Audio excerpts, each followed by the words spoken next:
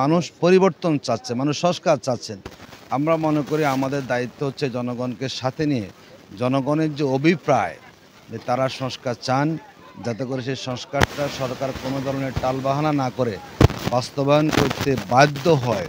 তার জন্য আমরা জনগণকে সম্পৃক্ত করে প্রোগ্রামগুলো আমরা করার চেষ্টা করে যাচ্ছি। আমাদের এটি শুরু হয়েছে আমাদের গত সপ্তাহে আমরা আফতাবনগর আড্ডা মোড় 2 দিনব্যাপী করেছি। গতকালকে এখানে হচ্ছে ধারাবাহিকভাবে আমরা রামপুরা, বাড্ডা, বাটারা যারা প্রত্যন্ত অঞ্চল, আপনি জানেন যে আমাদের এই এলাকাতে মধ্যবিত্ত এবং নিম্ন মধ্যবিত্ত জনগণের সঙ্গে এখানে বেশি, যাদের পক্ষে আসলে ডাক্তারের বড় ফি দিয়ে ডাক্তার দেখানো সম্ভব হয় না। আমরা যাতে করে মানুষ এই অসুবিধা থেকে কিছুটা মুক্তি পেতে পারে, তার জন্য একদম আমাদের তাদের বাসার পাশে আমরা এই ক্যাম্পগুলো করেছি এবং আলহামদুলিল্লাহ আমরা ক্যাম্পে ব্যাপক সাড়া পাচ্ছি। আমাদের এখানে গতকালকে প্রায় 300 থেকে উপরে মানুষ এখানে এসেছেন, সেবা নিয়েছেন। আজকে দ্বিতীয় দিন চলছে, আশা করি আজকে আরও বেশি মানুষ এখানে আসবেন। ইতিমধ্যে 8টা থেকে শুরু হয়ে প্রায় 1 থেকে 150-র মতো ইতিমধ্যে বিভিন্ন মানুষ তারা সেখানে সেবা নিয়েছেন। আশা করি হয়তো 500 থেকে মতো মানুষ আমাদের এই ক্যাম্প থেকে আজকেও তারা সেবা নিতে পারবেন।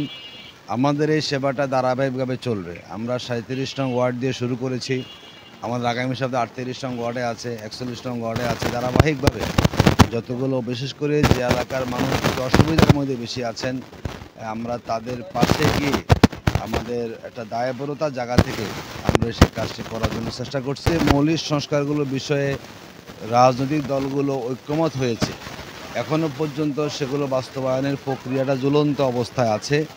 এই জন্য আমরা মনে করি রাজপথে থেকেও যাতে করে মানুষের চিন্তাটাকে আমরা উপস্থাপন করার সুযোগ পাই। জামাত ইসলামী প্রথম ধাপে আমরা কর্মসূচি দিয়েছি, দ্বিতীয় ধাপে আমাদের কর্মসূচি চলছে। চেষ্টা করি জনগণের ম্যান্ডেট আমাদের পক্ষে আছে। জামাতের কর্মসূচিগুলো যে মানুষ অংশগ্রহণ করেছে, একটা উপজেলা পর্যায়ের আমাদের মিছিলও সেখানে প্রায় 15-20 মানুষ সেখানে সম্পৃক্ত। তার মানে আমরা মনে করি আমাদের দায়িত্ব হচ্ছে জনগণকে সাথে নিয়ে জনগণের যে অভিপ্রায় যে তারা সংস্কার চান, যাতে করে সেই সংস্কারটা সরকার কোনো ধরনের টালবাহানা না করে বাস্তবায়ন করতে বাধ্য হয়।